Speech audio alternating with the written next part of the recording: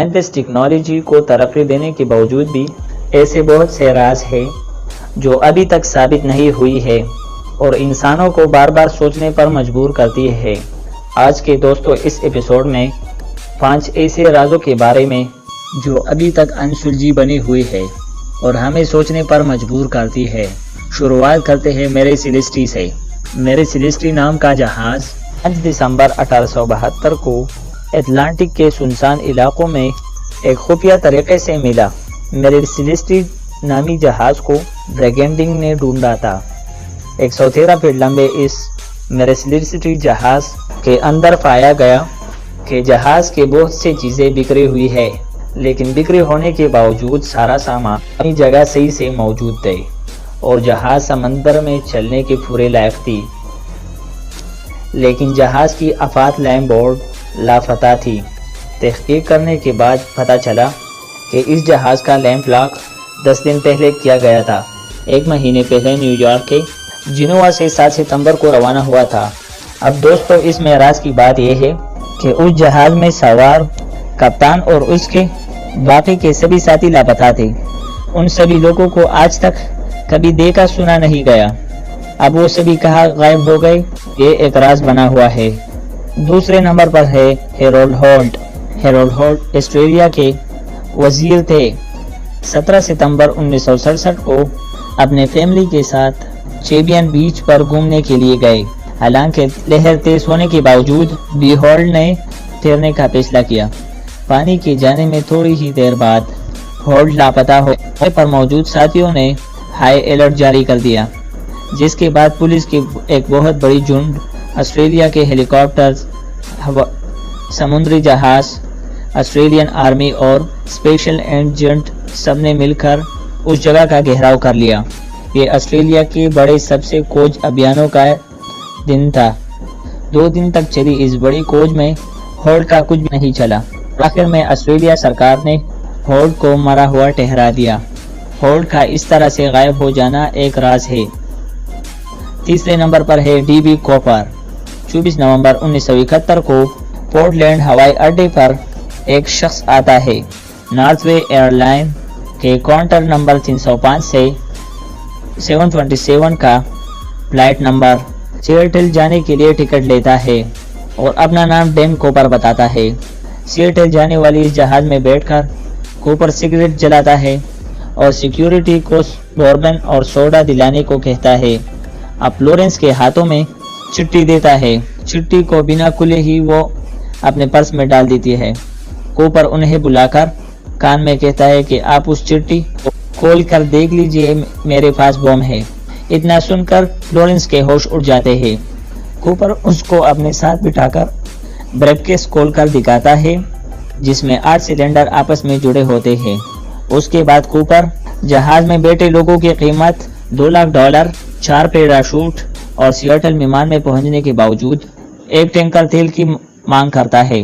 Florence اس بات کی جانکاری ایئرپلین کے کیپٹن کو پہنچا دیتی ہے۔ پائلٹ ولیم یہ بات ہوائی اڈے تک پہنچا دیتا ہے۔ یہ خطرہ سب کو حیران کر دیتی ہے۔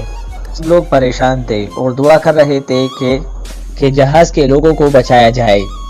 2 لوگ کے FBI $20 کے تیار کر کے کوپر کو دے دیتی ہے اور اس کی ساری مانگیں پوری کر دیے جاتی ہیں۔ کوپر پائلٹ کو میکسیکو کی طرف چلنے کے لیے کہتا ہے۔ جہاز چلنے کے بعد کوپر سبھی لوگوں کو کاکپٹ میں بھیج دیتا ہے۔ چلتے جہاز میں کوپر تھیٹر اور ریڈیو کے بیچ اور پیراشوٹ کی مدد سے کود جاتا ہے اور اس کے بعد ڈیوڈ کوپر کے بارے میں کسی کو پتہ نہیں چلا کہ یہ کون تھا۔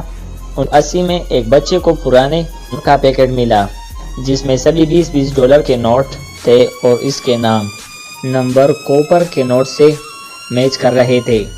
اس کیس کے بارے میں یہی ایک رائے ملی تھی۔ اس گھٹنا کے 44 سال 7 مہینے بعد FBI نے اس کیس کو بند کر دیا۔ اب یہ ڈی بی کوپر کون تھا، کہاں سے آیا تھا، یہ ایک راز بنا ہوا ہے۔ 6 نمبر پر ہے سیریل کیلر جیک دی ریپر۔ 1888 میں لندن کے ایک اخبار میں ایک خونخوار افرادی کی خبر چھپی۔ جیک نے اس خط میں لوگوں کو اپنی پہلی پریم کے بارے میں لوگوں کو بتایا، اور اس کے ساتھ ساتھ اس نے یہ بھی بتایا تھا کہ وہ اور بھی قتل کرنے والے ہیں۔ یہ خبر کافی جھوٹی بھی رہی، لیکن اس خط نے اس ہتھیاری کو اپنے نام دیا تھا، جیک دی ریپر یہ نام تھا۔ اس کے بعد جیک دی ریپر نے ایک ایک کر کے 5 الگ الگ ہتھیاروں کو نام دیا۔ وہ زیادہ تر لڑکیوں کو اپنا شکار بناتا تھا۔ وہ ایک خاص طریقے سے لوگوں کی جان لیتا تھا۔ وہ اپنے شکار کی گردن ایک تیز دھار ہتھیار سے ایک اسپیشلسٹ کی طرح قتل کر دیتا تھا۔ جیک دی ریپر کے چوتھے قتل نے پورے لندن کو ہلا کے رکھ دیا تھا، جس کی گھٹنائیں واردات پر رانی وکٹوریہ بھی گئی تھی۔ رانی وکٹوریہ نے اس قتل پر بہت سی جاسوسوں کا آمد کیا تھا، لیکن اس کے بعد بھی جیک دی ریپر نے اپنے 5ویں قتل کو انجام دیا۔ اس کے 5ویں شکار تھی میری کلیمی۔ میری کلیمی جیک کی سب سے کم عمر شکار ثابت ہوئی۔ 25 سال کی وہ اکیلی عورت تھی جنہیں ان کے گھر کے اندر مارا گیا تھا۔ اس کے بعد جیک دی ریپر کہیں غائب ہو گیا اور قتل ہونا بند ہو گیا۔ حالانکہ جیک دی ریپر کون تھا، کیوں کیا، وہ بھی ایک راز بنا ہوا ہے۔ اگلے نمبر پر ہے تمام 7 1 دسمبر 1948 ایڈلنگ کے سمندر میں پائے گئے ایک راز سے جڑا ہوا ہے۔ اس گھٹنا کو سمولٹن مین کے نام سے بھی جانا جاتا ہے۔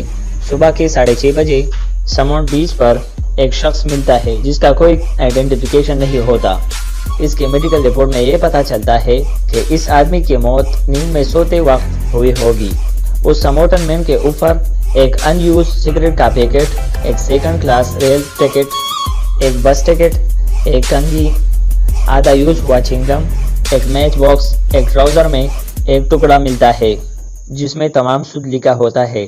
ٹرانسلیٹ کرنے کے بعد یہ پتہ چلتا ہے تمام سود کا مطلب موت ہے۔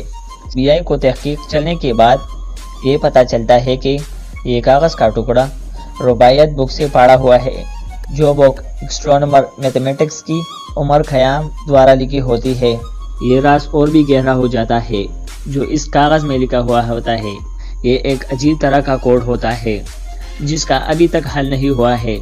یہ آدمی کون تھا، کہاں سے آیا ہوا تھا اور سمنٹن بیچ پر کہاں سے پہنچا گیا تھا، یہ ایک راز بنا ہوا ہے۔ آسٹریلین کے اتہاس میں سب سے گہرے رازوں میں سے ایک ہے۔ آج کے لیے دوستو بس اتنا ہی۔ امید کرتا ہوں آپ کو میری یہ ویڈیو پسند آئی ہوگی۔ اگر پسند آئے تو پلیز لائک کر دو، اور اگر آپ میرے اس امیزنگ پیک چینل میں نئے ہو تو اسے لائک اور سبسکرائب کر دیجیے گا۔ بہت شکریہ۔